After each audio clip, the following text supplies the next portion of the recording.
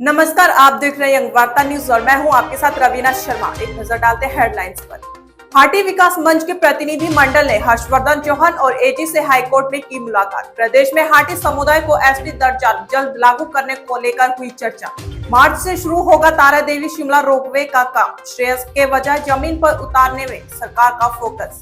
विपक्ष सत्ता से बाहर होने पर बेचैन। उपायुक्त ने जेएनवी ठियोग का किया औचक निरीक्षण। बच्चों के साथ मैस में बैठकर किया भोजन। हॉस्टल कक्षाओं का किया निरीक्षण।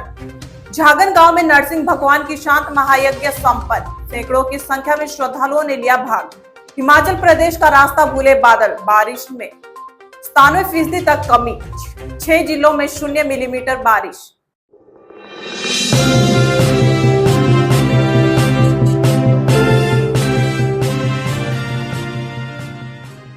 हिमाचल प्रदेश के जिला सिरमौर में गिरिपार के हाटी समुदाय को अनुसूचित जनजाति दर्जा देने का मामला हिमाचल हाईकोर्ट में विचाराधीन है। राष्ट्रपति की ओर से अधिसूचना जारी होने के बाद मामला हाईकोर्ट पहुंचने से क्षेत्रवासियों को इसका लाभ नहीं मिल पा रहा है।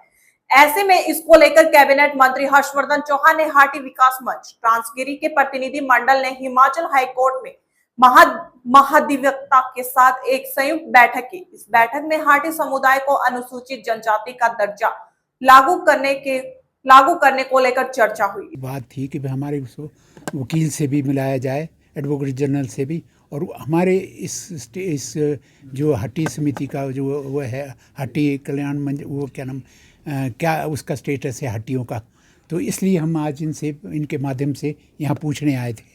और ये सारी चीज़ें मंत्री जी ने माध्यम से हमको आज इनसे भी मिलाया, एडवोकेट जनरल से भी, और ये सारी बातें बताई कि भाई यहाँ कहाँ पर आपका स्टेटस है, क्या इसमें हो रहा है। और इन्होंने आश्वासन दिया है कि हम इनको आपके फेवर में जितने जल्दी हो सकेगा करेंगे इसको।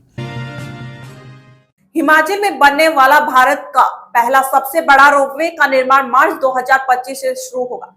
इसके लिए एनडीबी ने अग्रिम टेंडर की मंजूरी भी दे दी है। लगभग 14 किलोमीटर बनने वाले इस रोपवे में 13 स्टेशन और 660 ट्रॉली होगी। पहुंचने में लगेगा। हमने कहा है कि बिलासपुर तक रेल लाइन बनाइए, इससे आगे जो लेह तक जानी है इसको डिफेंस प्रोजेक्ट घोषित कर दीजिए, और इसका सारे का सारा खर्चा केंद्र सरकार उठाए। क्योंकि बिलासपुर तक हमारी रेल लाइन पहुंच रही है, हमारी जरूरत है, उससे आगे बड़े लोगों की जरूरत है, और उस पे जो है हिमाचल सरकार 1400 करोड़ रुपए की जमीन एक्वायर करे और 2000 करोड़ रुपए लगा के।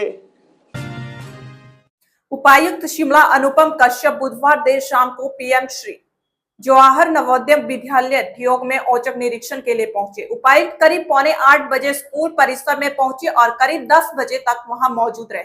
इस दौरान उन्होंने कक्षाओं, हॉस्टल, मेस आदि का निरीक्षण किया। स्कूली बच्चों के साथ रूबरू भी हुए और उनसे पढ़ाई और अन्य स्कूली विषयों पर फीडबैक भी ली।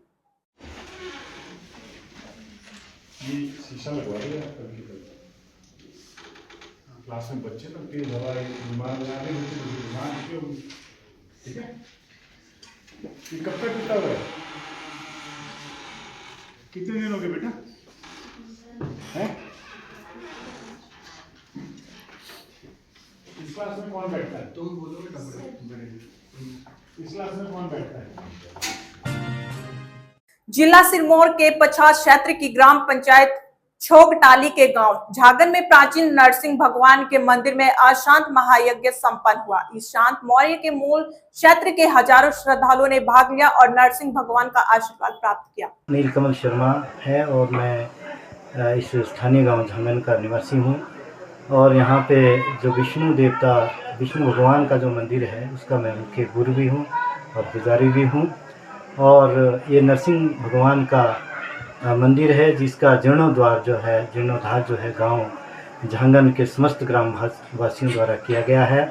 और आज जो है कुरुड़ और शांत महायज्ञ का आयोजन किया गया जिसमें असंख्य लोगों ने भाग लिया है। इसका इतिहास यहाँ हमारे क्षेत्र में पन्हारा गांव पड़ता है, तो ऐसा लगता है ऐसा जैसे मालूम है हमें बताया गया है कि भाई कभी उस गांव में जो है बाढ़ आ गई थी, जिसके कारण वो गांव जो है वो बह गया था।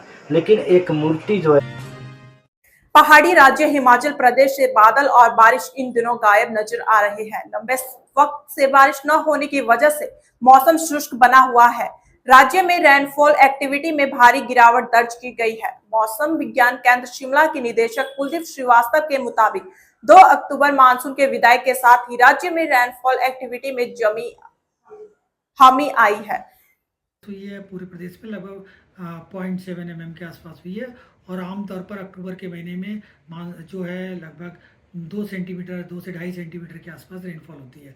तो ओवरऑल देखेंगे कि -97% है, लेकिन आप देखेंगे कि ओवरऑल ही रेनफॉल लगभग 2 से 3 सेंटीमीटर के आसपास होती है, तो जो कि काफ़ी कम है हमारे पास।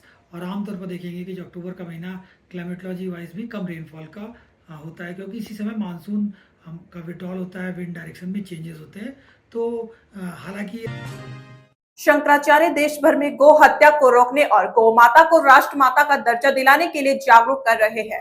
हिमाचल प्रदेश की राजधानी शिमला में भी राम मंदिर में भी शंकराचार्य गौ ध्वज की स्थापना के लिए पहुंचे थे। इस दौरान उन्होंने शिमला में पत्रकारों से मुखातिब होना था, लेकिन उन्होंने इस कार्यक्रम का बहिष्कार कर दिया है और राम मंदिर गए बिना ही वापस लौट गए।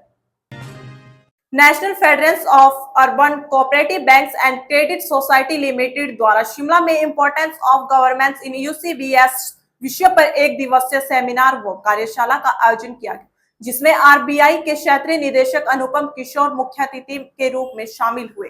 कार्यशाला प्रदेश के 5 शहरी सहकारी बैंकों के प्रतिनिधियों ने हिस्सा लिया और बैंकों में कैसे सुधारात्मक कार्य करके ज्यादा से ज्यादा लोगों को लाभ मिल सके, इस पर चर्चा हुई।